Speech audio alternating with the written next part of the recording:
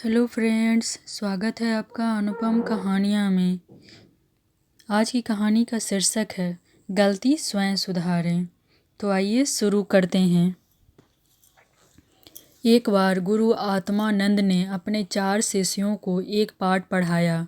पाठ पढ़ाने के बाद वह अपने शिष्यों से बोले, अब तुम चारों इस पाठ का स्वाध्याय कर इसे याद करो।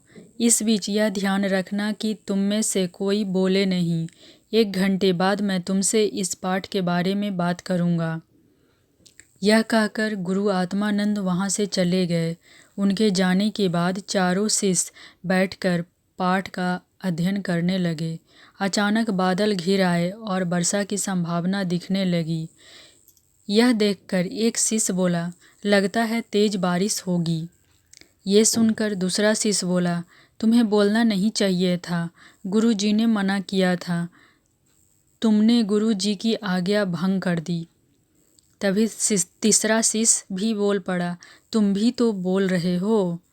इस तरह तीनों शिष्य बोल पड़े।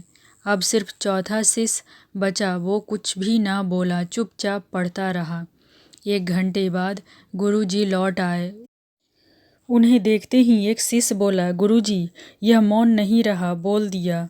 दूसरा बोला, तो तुम कहाँ मौन थे, तुम भी तो बोल रहे थे। तीसरा बोला, इन दोनों ने बोलकर आपकी आज्ञा भंग कर दी। ये सुन पहले वाले और दोनों फिर बोले, तो तुम कौन सा मौन थे, तुम भी तो हमारे साथ बोल रहे थे। चौथा शिष्य अब भी चुप था। यह देख गुरुजी बोले, मतलब तो ये हुआ कि तुम तीनों ही बोल पड़े, बस ये चौथा शिष्य ही चुप है, अर्थात सिर्फ इसी ने मेरी शिक्षा ग्रहण की और मेरी बात का अनुसरण किया।